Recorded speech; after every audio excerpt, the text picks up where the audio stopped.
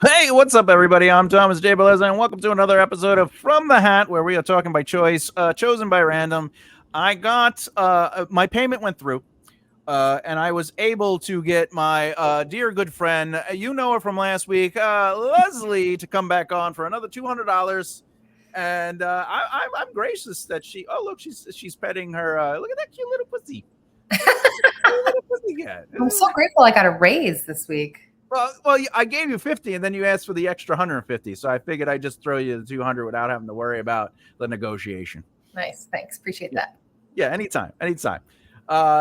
Lesley knows the name of the game, and if anyone's listening, I have a hat. I have some balls in that hat. I put my hand in the hole of the hat and play with the balls, and each ball has a number that's associated with a topic. And Lesley's going to tell me when, and I will pull the ball out, and we will discuss that topic. When lucky number 13, also known as the letter M, halfway between here and there. Let's give a little shot and see what happens here. 13. All right. The topic is lizard people and the Illuminati. Oh my God. Right. Conspiracy theories about shape-shifting lizard people or the Illuminati controlling the world events persist despite a lack of evidence. These theories often reflect deeper fears and uncertainties about power and control. What are your thoughts on lizard people? As always, I give it to the guests first. I'm so glad that we got this topic because I am writing my dissertation on lizard people. Are you really? No. Oh my God, I would have been so happy.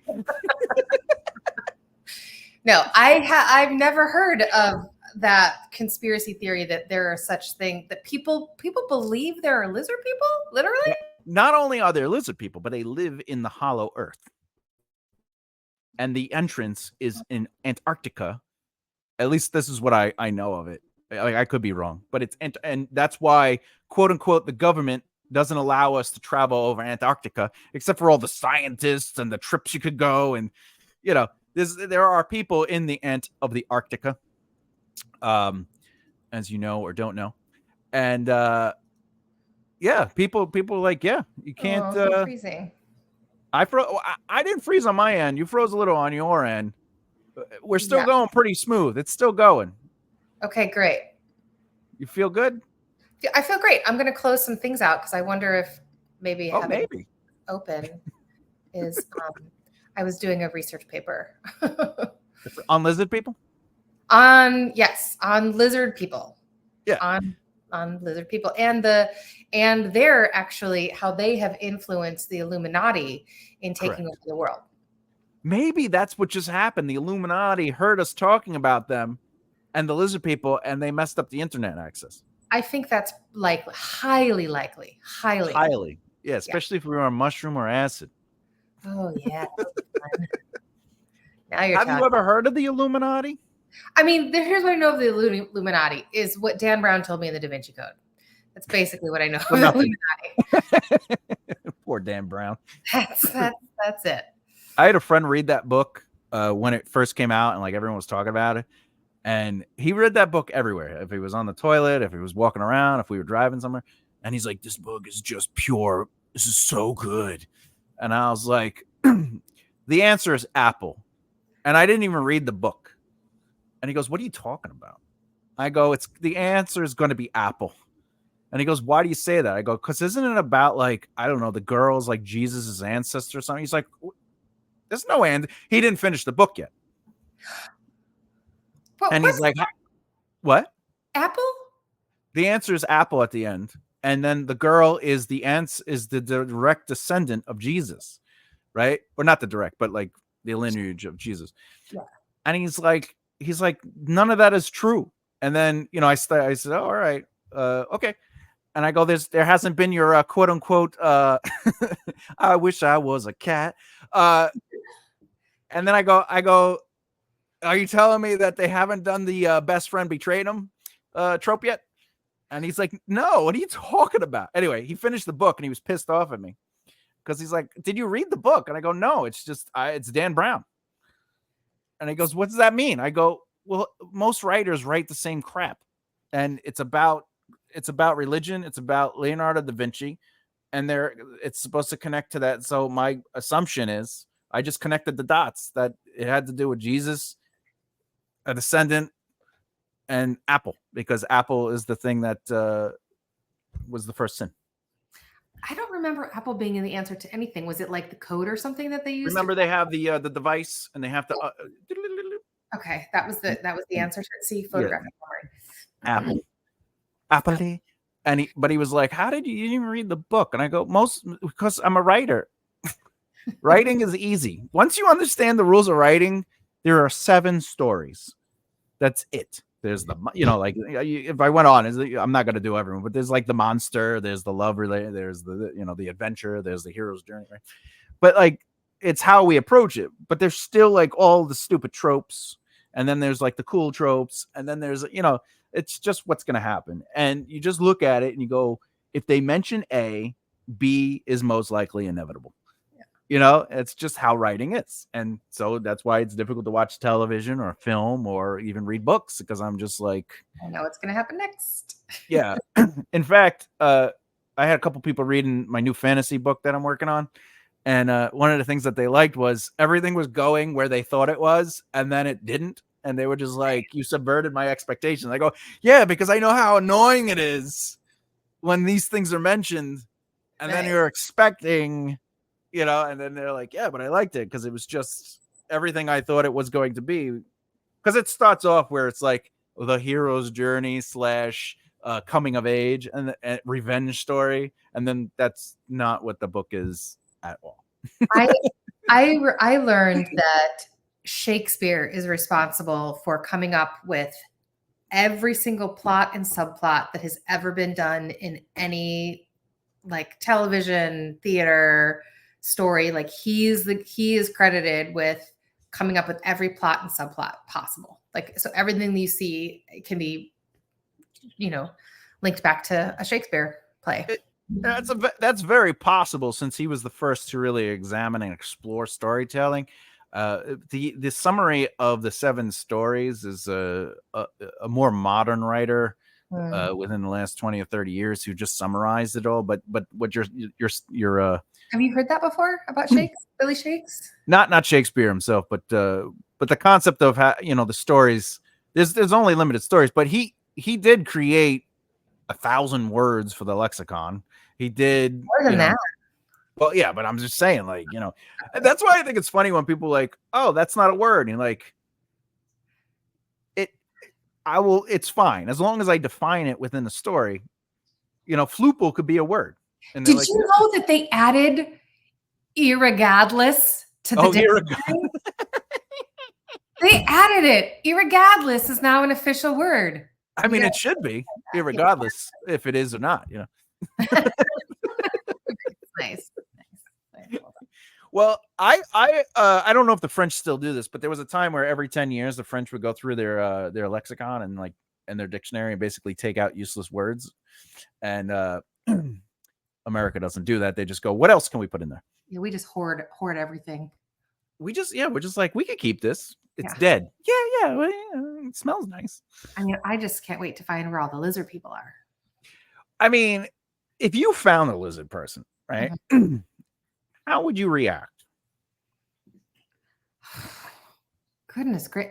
My first thing that popped into my head is I would probably want to go over there and love it, because I love animals of any kind. even the cold-blooded lizards. Even the cold-blooded lizards. I had a snake once. Because anything that is, but then I don't know. I don't know what I would do. What would you do? Well, I saw the show V. Oh my God. I remember that show.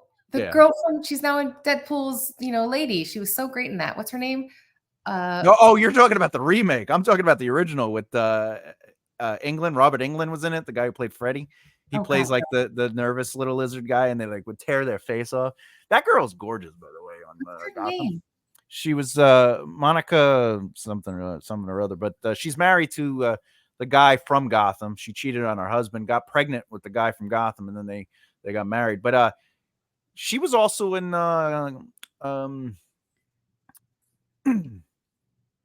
Morena Firefly. She was in Firefly. Morena Bakarin. Bakarin, something like that. Yeah. She was in Firefly, which everybody thinks is a great show, and then you have to explain to people it's a terrible show. Firefly? It's a terrible show. Nathan Fillion? Nathan Fillion is great, and all the actors in that show are great. It's just a fun show. Yeah, until you realize the writer, director, creator, his plan for season 2 was that needle that she took out in season 1 is like, if she sticks it in her and you sleep with her, you die.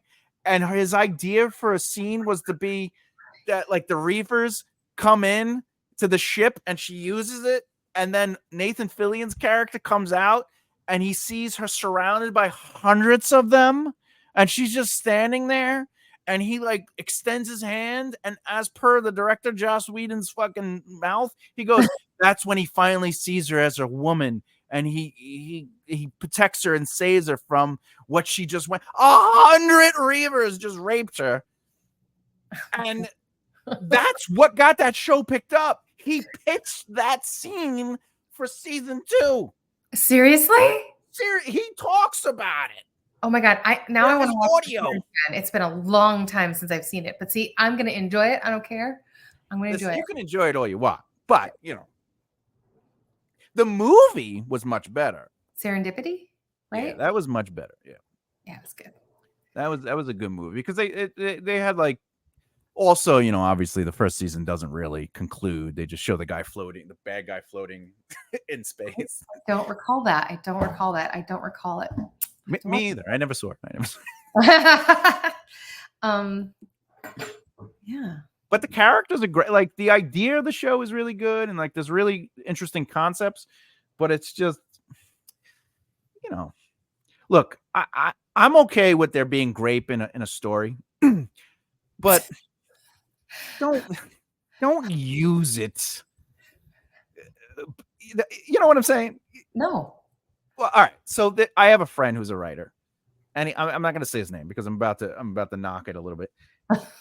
His main character is a woman, and the woman is great. Okay. And he's explaining to me that without her being raped, he would not be who she is today. This great ex-wife. I can't even tell you what she is, because then it would give away the story. And I'm like, there are other things you could have done. Like, you know what I'm saying? Like, look, I love John Wick more than anything. It's a great movie, right? Love it. The only reason I'm okay with the wife dying is because she wasn't murdered and then caught. Whoops, my camera does that sometimes.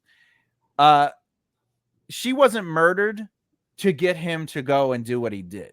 She was dying and then she died. But I hate when they have a movie or a story where they're like, the wife died and now the man must avenge her death. Like, I don't think that's interesting. So I don't think it's interesting to be like, she needed to be raped and now she is the woman she was meant to be. Like, you lost me. But I think, isn't that business? We were just talking about that last time. That's the business, like, that sells, so people are going to write it. Well, right? All right. Well, let's. Right? Yeah, but there is like, it's okay. Here's an example. I love nudity, but when I'm watching a sex scene and there's a random shot of the girl's butt, I don't understand why that shot exists. It's not telling a story. There's no hand on it. It's just her butt. It's a close-up of a crack. And I'm okay. I'm like, hey, nice work. That's a good crack. But like, why is that there? Like, narratively, what is happening? Do you know what I'm saying? I have a thought on that. So I made a short film. Yeah, send it to me. Did you see it? No. So I made a short film, and I wrote it. Oh, this is where you have the blue lingerie on? No, that was a play. Oh, that was a play. All right. That was a play. No, this is a short film I did when I was at USC for summer I went to their film school for the summer, and my friend helped me write it. And so I wrote it, directed it, produced it, and started it. Yeah. I don't recommend doing that. Way too much. I should not have been in the movie. But I was in the movie and I was looking super fine at that point in my life. I was 40 years old and I was just fucking gorgeous. I would do me. Like I was So it was gorgeous. last week. Yeah, right. Last week. So, and there was a sex scene in the movie. Nice. And filming it, like we had 52 minutes of tape to film it. And so it was just, there was either one take or two takes, maximum for any shot. Yeah. Well, 3 minutes of sex is, you know. So this particular scene, I was like, just move around the bed and, we'll see. We're just going to go for it. And we'll just, I'll edit it later. Grab this, touch that. I purposely put in a shot of my ass because it looked fantastic. And I was like, this is for posterity's sake. This posterior is for posterity's sake because I look fucking phenomenal. Yeah. And I'm going to want to see this in 20 years when my ass doesn't look like that. So that's why I did it. My pushback on that, and it isn't even pushback, it's acceptance, is you are the director, you are the writer, and you are the actress. And you purposefully, it's like taking a picture of your nude body when you're younger, and you're like, I'm going to keep this for later. Right. It wasn't a director going up to you and going, listen, Lesley, we're going to have to get a nice shot of your ass. And then you're like, okay, but why? And they're like, it's important to the narrative. Okay. There's a difference between you having the choice and then someone just going, I think this will help. That's a really valid point. And I love that it came from you as someone with a penis. That was very, very nice to hear. Thanks. Well done. Yeah. Well, at my age, it's just a dangle hangles. It's not really... Dangle angle. Yeah, it's my diphthong. Writer puns over here.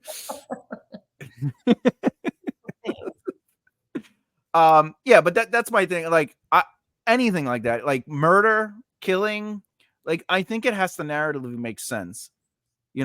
Being gratuitous for gratuitous sake for any variation of storytelling, even love stories, like when it's just like super lovey-dovey, like what's the point of that?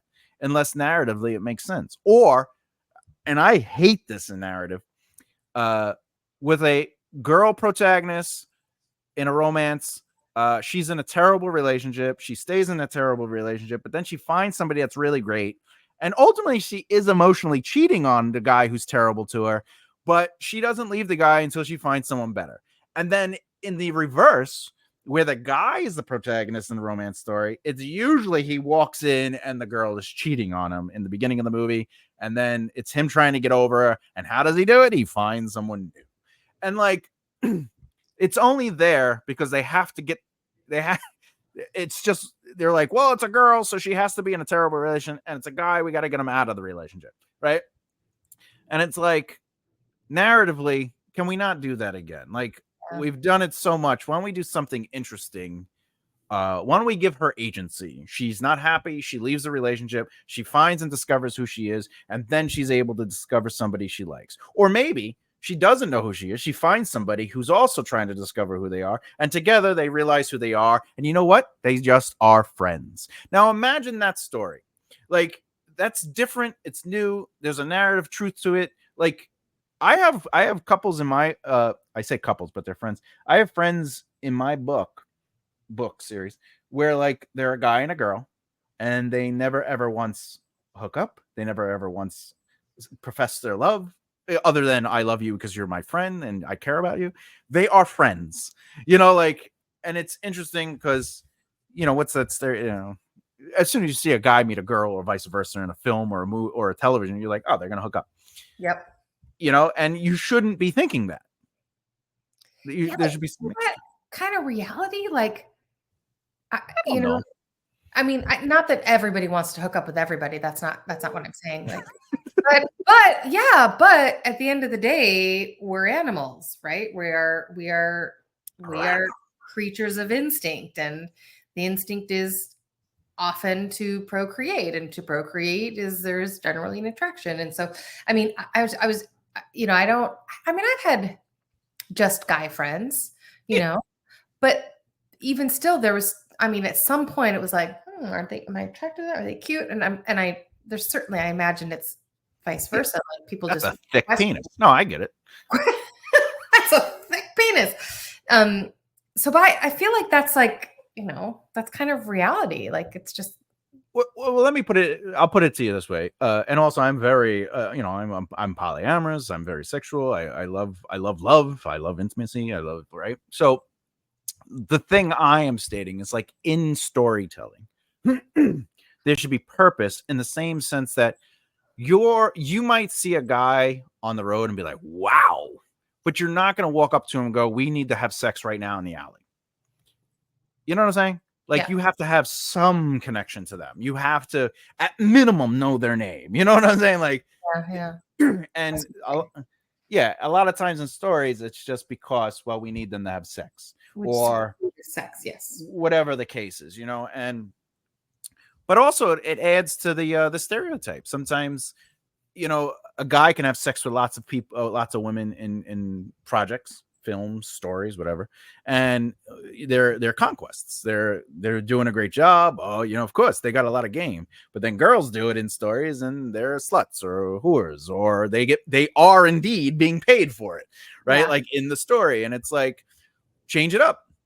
You as a writer, you're allowed to change that narrative to have more depth, to be more purposeful, because in writing, especially when I teach writing, like, again, when I had the theater, I was teaching writing full time there and stuff like that. But I still teach people how to write. But I always say, have purpose, say something.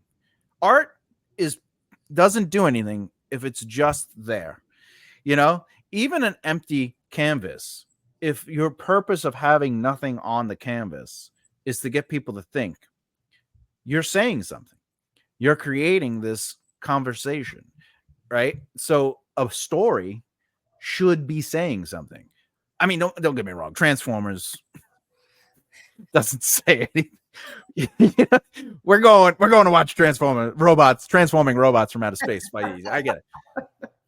But again, Shawshank Redemption, you're watching that. You're not watching Transformers going, I wish it was Shawshank, but like Schmut.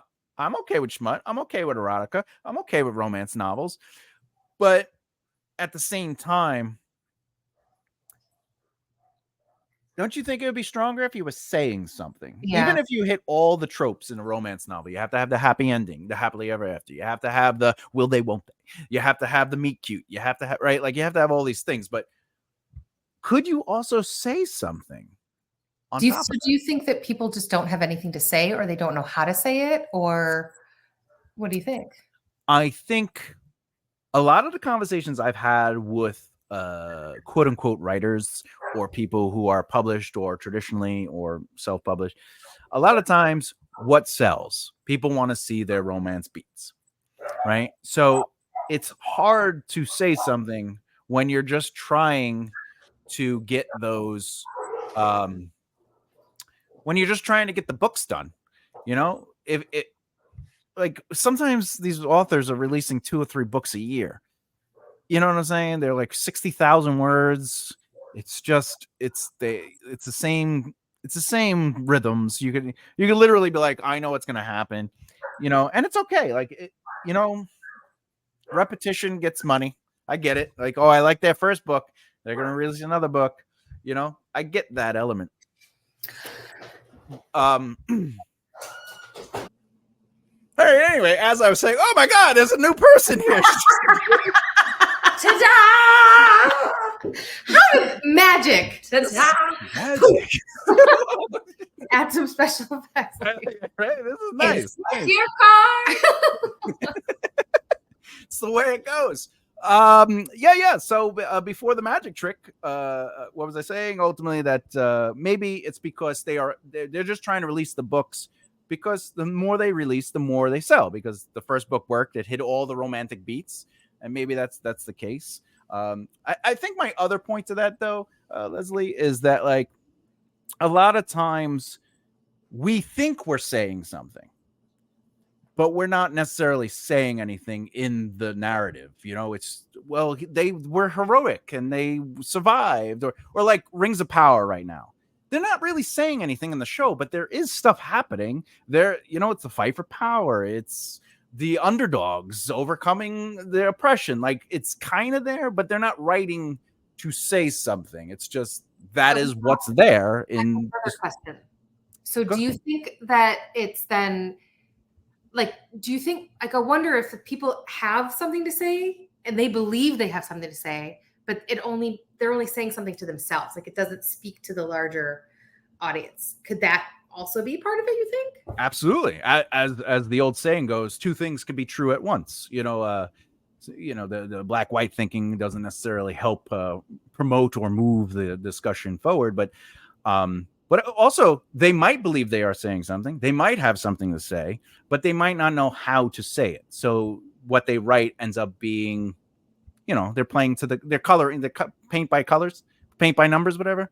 And yeah, but they're not doing it on purpose per se. They just don't have the tools. Like we're saying with acting. Some people, they have the tools. Some people don't have the tools. Some people have the instinct, but they don't know how to explain how they get there. And which means sometimes maybe they don't always get there because they're like, I don't know how I just, in this one project, I was able to connect with the character. And this is because they don't have the tools, right?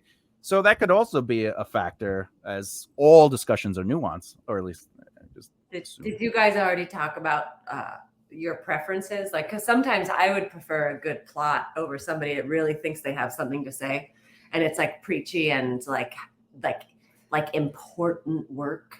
Yeah. Like sometimes I'm like, save your important work is not as important as you think it is. So just give me a good plot, please.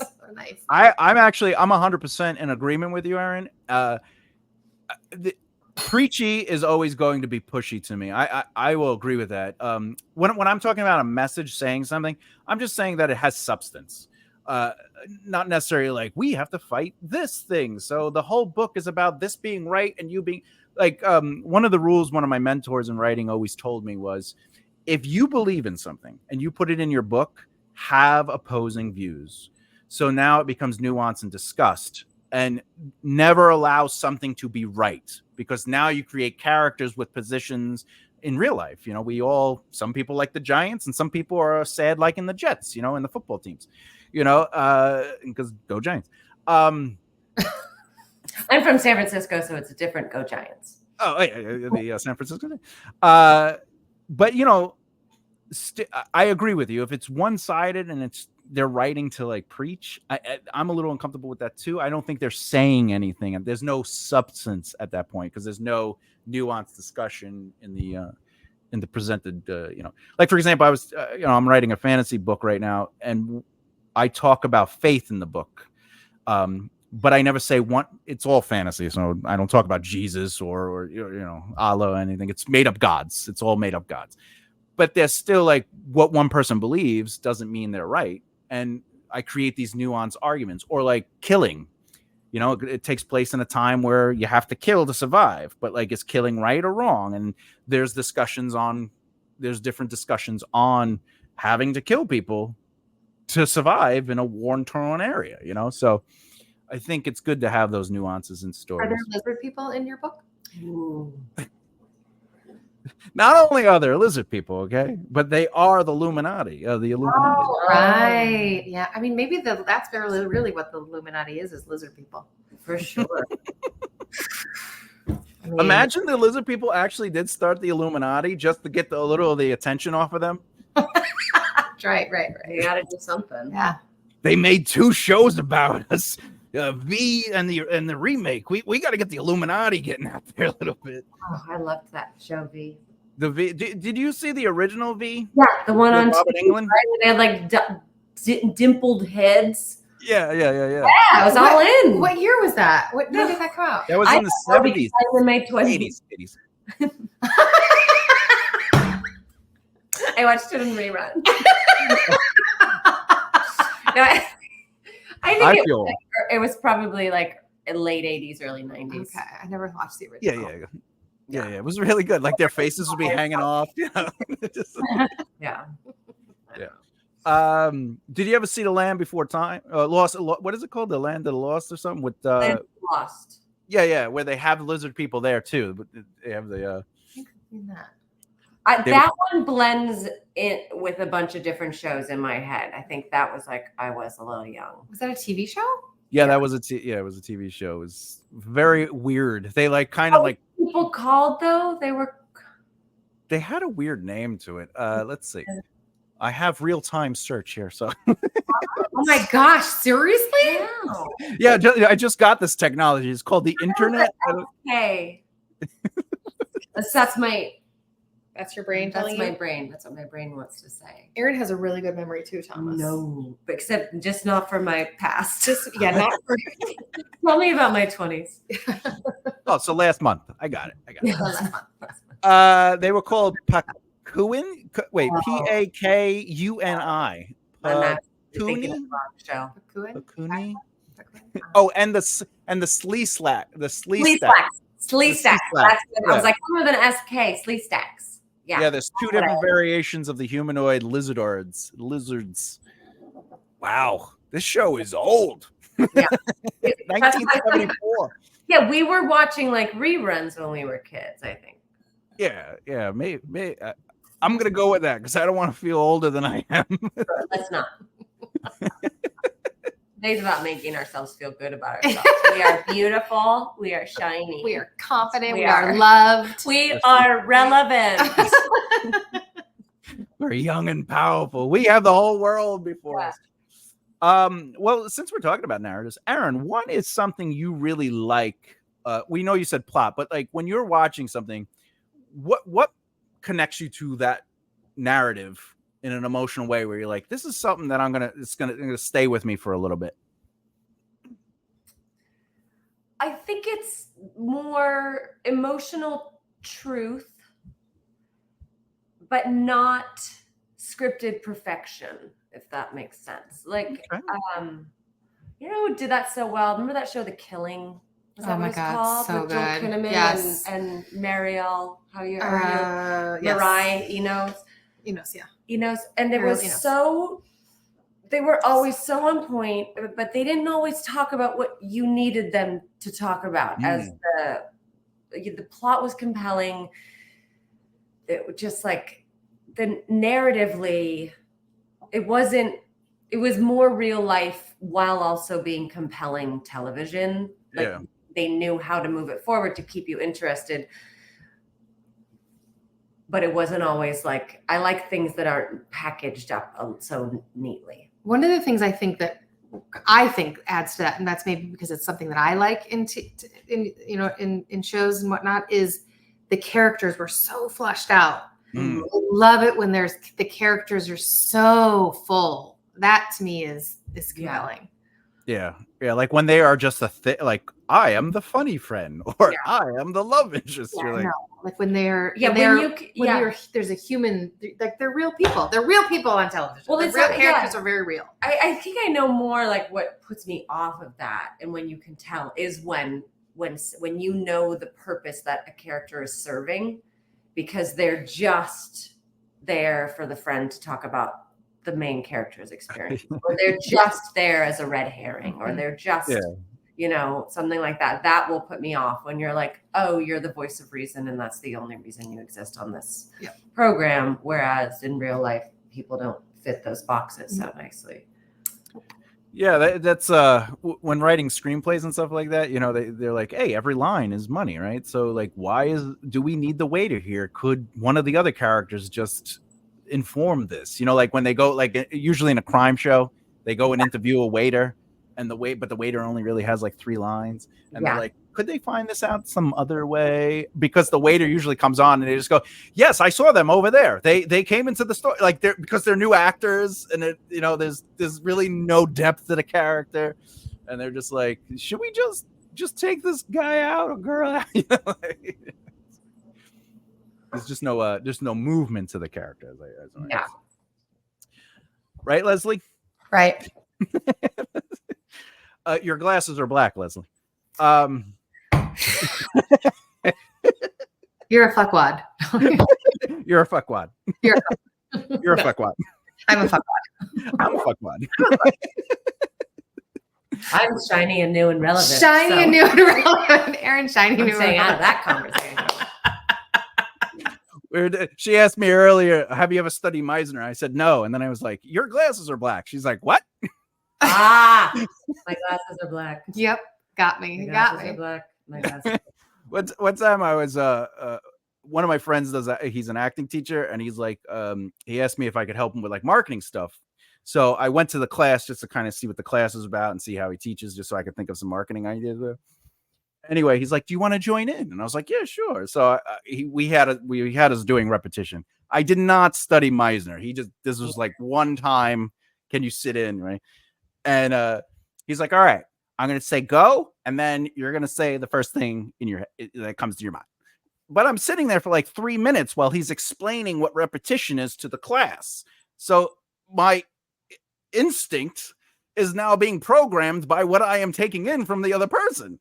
So he after he does this 3-minute spiel, he goes, "All right, you ready? Go." And I'm like, "I really like your shirt because it's Disney." And he goes, "You thought about that?" And I was like, "I had no other choice but to think about her shirt." I go, "What do you want me to say?" And he's like, "You look at her and you go, your eyes are green." And you're like, "Are you teaching me how to act or what's going on here?" Yeah, we never really did that. I never got deep enough in when we dabbled into it. I did. In grad school, I loved it. To get to the place that people get to or talk or why people like it. Oh yeah, that natural movement where you're just listening and responding. Yeah. Do you two usually ever work out scenes together where you're like, "Hey, I got the scene. Can you help me run lines?" Well, I don't do any of the acting, so no. You've helped me with some auditions. I have, but just a couple times. Just little on small levels. Yeah. Yeah. Which because I have people that will help me with auditions, and like my husband's good if it doesn't require a lot or if I don't need help.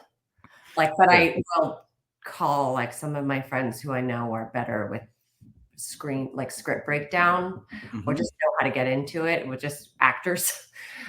When I might be like, "What am I missing here?" Like anything that, any notes or something. When I need Have either one of you ever had an audition where the person you were reading that you asked to read with ended up like coming in with a real performance that was like almost outshining you, and you were like, "Hey, can you bring it down a little bit?" I personally never had that experience. You probably have. Yeah. You're saying everybody I read with is better than me? Well, thank you, everyone. Good night. And here I come drive all the way to your house to see you. And she just insults my talent. I mean, no, I'm not that I'm like, not that I like when people bring it off camera. So I'm not like, stop, I'm trying to shine here. So if it's something that's dramatic and they need that because they're giving you something to work with. Yeah, it's not necessarily taking away, it is adding. So that's why, like I was saying, if I need a little bit more off camera, I will not go to my husband, who I love. He's lovely. Yeah. But mostly the times when I'm like, that's too much, it's because he's doing an accent. And I'll be like, get it out. Just do one take, get it out. Oh my God. Of your system. Why are you doing him as an Italian? You have to do this. I need to see some of these outtakes with Jack doing accents. I'm gonna need to see that. I think there was one that I laughed so hard that I edited it down to just the beginning, and I go, nope, and like it's. I've seen it. I've seen that one. It's so funny. No. I've watched that one a bunch of times. Actually, it's really funny because I think he was. I was or like there was something. Where he was like needing to be Nicolas Cage, and I was like, just get it out of your system right now, or like, oh, there was one for what's that Jeremy Renner Boston show? Oh God, Mayor of Kingstown. Yeah. And I was like, just do it. Do your Departed accent right now. For like this while we're rehearsing, yeah. Get it out of your system. The Departed. Seriously, this could be like your Instagram. You could add this little thing to auditioning with my husband. Yeah. But I do think that is what everybody's experience is when they do it with their spouse or whatever. It'd be like, no. Or then sometimes I'll just be like, and you have to give me something. Just a little something or other. Have you ever had the exact opposite where you're reading a scene where I'm going to be a little specific with the scene type, but it doesn't have to be that, where you're reading it and it's like you're talking to your dying parent, in the hospital, and then the person reading is just like, "Yes, I have always loved you. You were my favorite child," but you're trying to give this like really great performance, but theirs is just this dead you know, Yeah, for sure. I mean, and sometimes, I mean, like, sometimes the casting associates are not giving, they're just kind of going through the motions, or they're not very good. Most of them are decent because they know what the part requires. But there's, yeah, of course. But I don't want to, I won't throw my husband under the bus on that one. Because I'll just be like, I need you, can you just take a pause and like be more quiet for a moment? That's a quiet moment. Take 2 breaths. I once went in for an audition, and this was the reader. This was literally, it was as if I was the last audition and she was just ready to go home. She's like, okay, you ready? I was like, yeah. And I did my line. She goes, all right, are you ready? And I did my line, and she goes, and that's why you came here? And I'm like, yes, like, I'm doing, okay, so why? Like, she was just like, get out of here. And I was just like, okay, I'm done. But that's the industry, you can't. Yeah, you gotta just work with it. Sometimes. Now, Lesley, why? Now, you were an acting teacher, as a professor. You were a professor of acting. Yeah, for a very brief period of time. Yes. But did you ever have those moments where somebody came in and goes, "Look, I have an audition," and like you had to work through the audition with them? Like, what was your process of helping them discover their, whatever it is? Well, in theater, auditions are monologues, so you don't have anybody to work off of. You have your imagination that you have to work off of.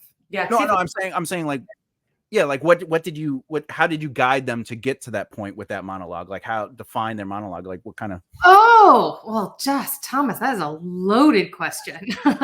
Yours. It depended on who that student was, and what I felt like they needed. And it could be, games, a lot of times games, or I would stop them and repeat, or I don't know. I kind of would go with the flow and whatever I felt like they needed. Somebody asked me that recently, like, what do you think you did that made you a great acting teacher? And I don't, because I think I was really great. I couldn't put it in words because it's one of those things that you can't, it's like acting. Like, you can't learn how to act from a book. You can't learn how to teach acting from, you just have to know it. Part of the answer too is that you adapt what needs to be done for that person in that part. Yeah. For each person. Like, maybe I don't know. It's because some of it sounds crazy. No, it's not going to work for everybody, and it's certainly not for whatever the circumstances are of whatever they're playing. So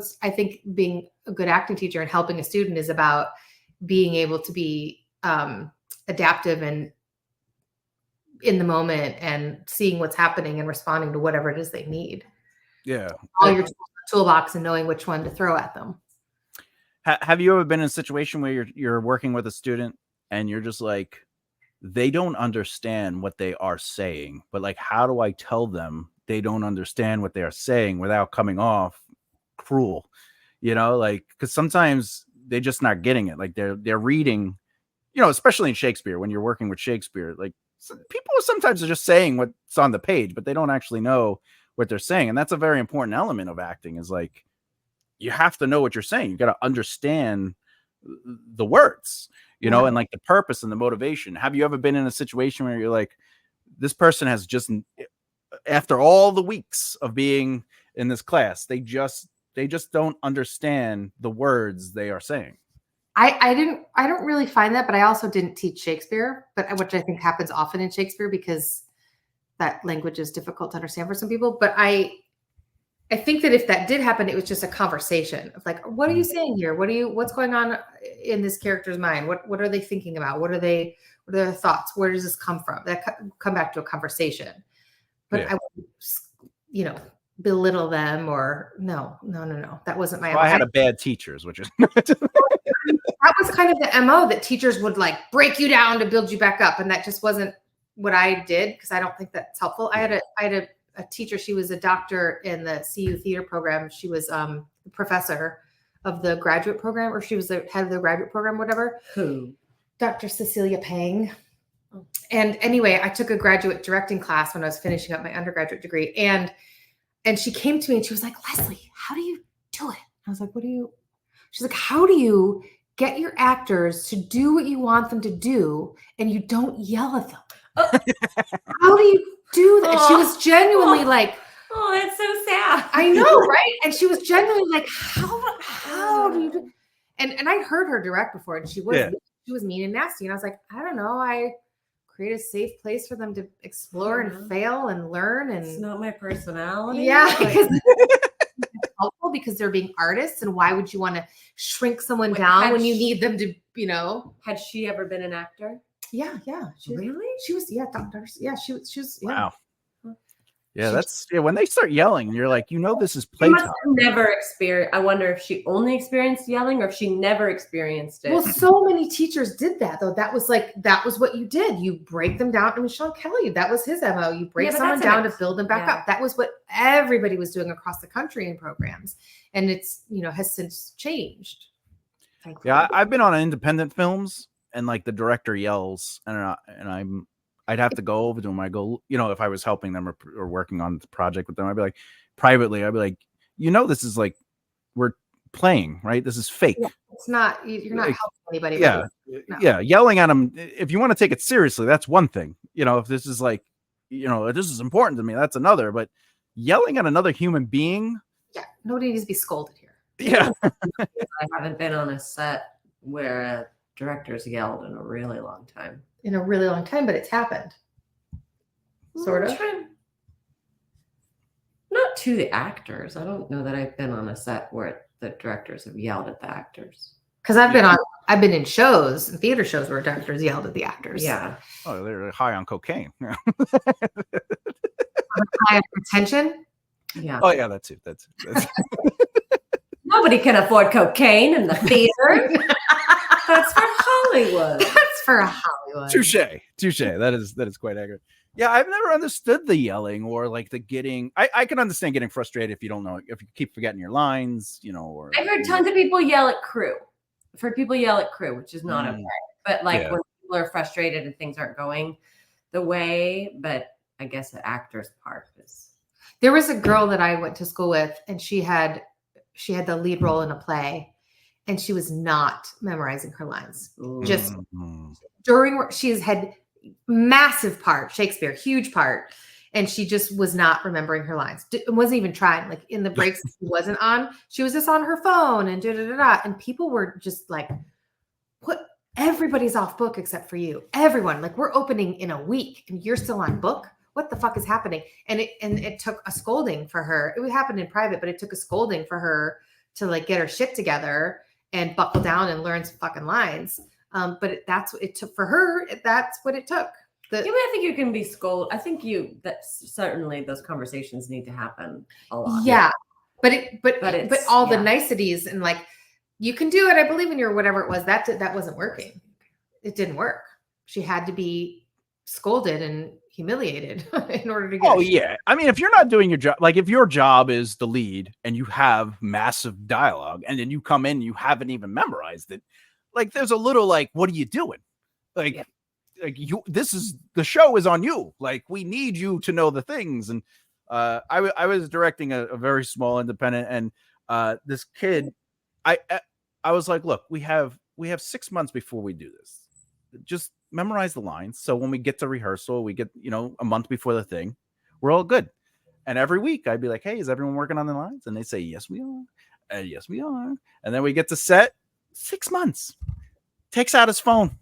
And he's literally holding the phone just under the camera like this. And he's like, da da da da da.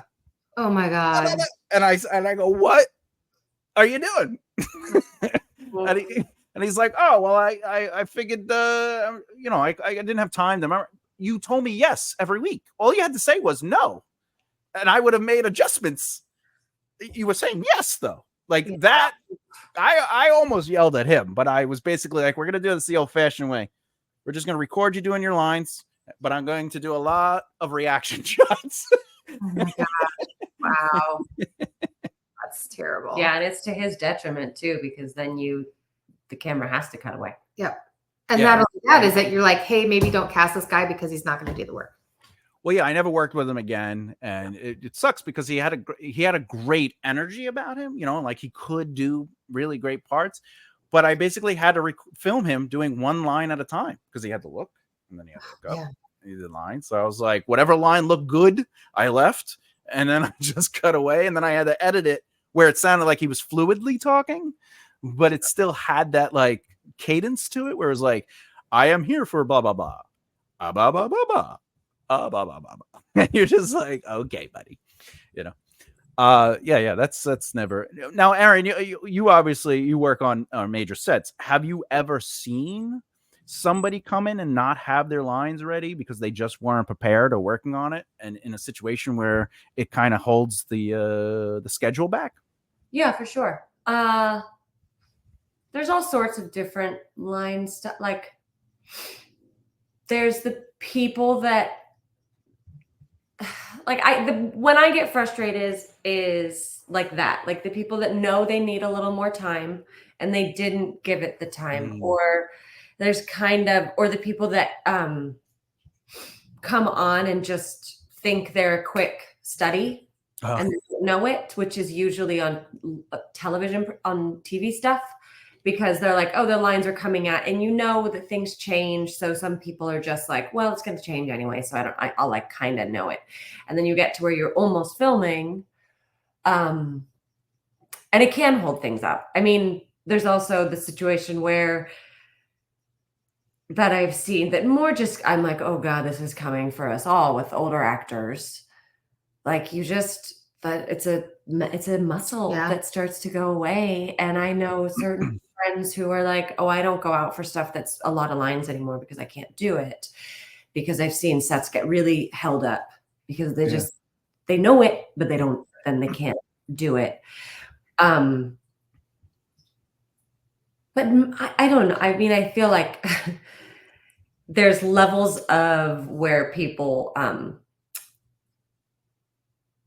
will give you credit, you know, like if you're working every single day and you don't have your lines perfectly, it's like, yes, because when are you finding the time to memorize all those lines? But if you are, it's like a hierarchy, you know, like if you're a guest star and you come in, or if you're a day player and you come in, you should know every word and you should know it perfectly, because that, like, nobody's giving you the leeway that they're giving somebody that they see every day. Yeah, because even an under 5 is going to have at least let's say a day, let's say 12 hours at most, but they don't have anything else to be worrying about. They don't have the next day or the next sides or whatever the case may be. Yeah, I was doing one show and a guy came in and he had a huge speech and he just hadn't memorized it, and it held up the whole day. And this was not like a large budget show. Yeah. So it was one of those things where we're like, oh man. And I think it was the case where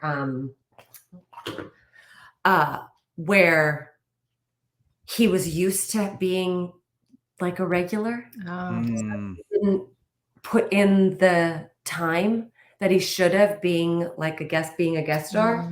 Yeah.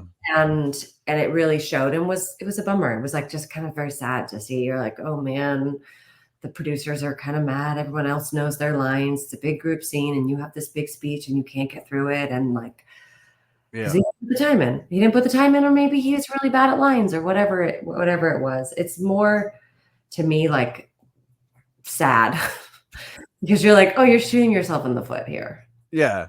Yeah. Because it is a reflection on that person.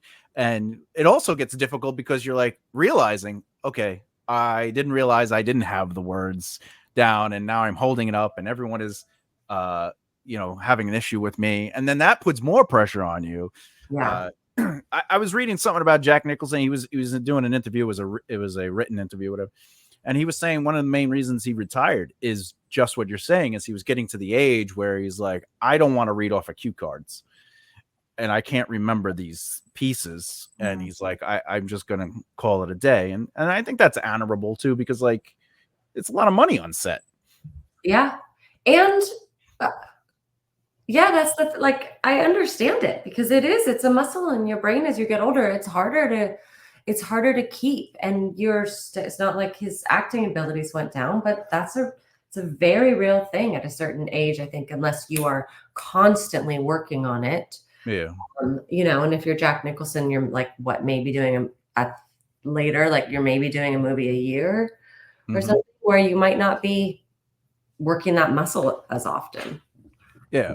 Now, Lesley, as a teacher, what is what is like your go-to advice to tell a student how to memorize? Like, what are some of the tricks of the trade that you bestow upon them? Your wisdom, as one might say. Yeah, I think it's personal, but I start with things that I've worked for me or have worked for people that I know. Like I do know that when you highlight something in yellow, that for whatever reason, yellow helps your brain memorize better. I remember reading some. Yeah. Also, writing stuff down. I would write down every single one of my lines at least twice, even if I had a large role, everything twice, sometimes more. So writing it down. And then repetition equals retention. Repeat, just again and again and again and again and again and again and again. That's really. I never highlight anymore. I don't but highlight. You have a really quick brain. I have a quick brain. Stop it. Flirting with me. You do. I think but you know why? Because for me, the best trick is not a trick. It's actually just do the work of why are you saying the next thing? Thoughts, yeah. The thoughts. What's the thought? What that person? Which is why it's easier to memorize good writing. Yeah. Because what's your thought what does that person do or say, or what is your brain spinning on that makes you think I have to say this now? Because if those get in line, it makes total sense what the next thing is. Because one begets the next. That's one way to do it. Also, I also would memorize stuff like all my lines as a monologue and just know the lines. That's actually a Meisner trick. One of my final things was to memorize a scene and not look at the other character's lines. So you only have your eyes. You have no idea what the other person's going to say. Interesting. And then your final is you show up and you do the scene with that person, and you've never heard what their lines are. You don't know when they come. When you're supposed to talk. No. So that's the thing is interesting. you listen and it's a response. So you say what is response to whatever they give you, and trust that you have the line in you, and you'll know that this is when you say it because it is. So that would be a test of a well-written scene. Yeah. If if something somebody said does give you the right, and we would do it, and it would be a scene. It wouldn't be a part of a play. We wouldn't have like context or anything. You have to create it, make it up yourself. Wow, that's interesting. So asking your scene partner to do this after every conclusion is Are you going to the store later? Your turn. I mean, honestly, people did it was really interesting to see because you had to be in the moment. You had to be completely focused on the other person and what they were doing. And you can't fill in, right? No, it's like the only thing you can say next is what exactly because that's theater. Yeah, you can only say lines. Yeah. Unless you get those people who just improvise because they forgot their lines, and then you're like, your improvisation doesn't even go anywhere near where we're going with this scene. I feel like that doesn't happen very much in theater because it's a big no-no. But I don't know. Yeah. Well, it depends, like if you're in community theater. Yeah. Well, also, is it like a play is a work of art in and of itself? So if you change it, you're altering the art. Like you wouldn't go to the museum and do a big line over the. Wouldn't I? Wouldn't I? Well, when I was doing Hamlet, when I was telling you earlier, there was a guy, really great actor, but sometimes I forgot his cues. But he was supposed to come in after we said a certain part, and me and my two scene partners, we did our lines, and then we're just standing there, we're waiting, and I was like, So I had to be Hamlet. I had to walk across the stage. Improv Shakespeare. Oh, It was so crazy, but I had to. And then I was just like, anyway, and then I banged on the wall.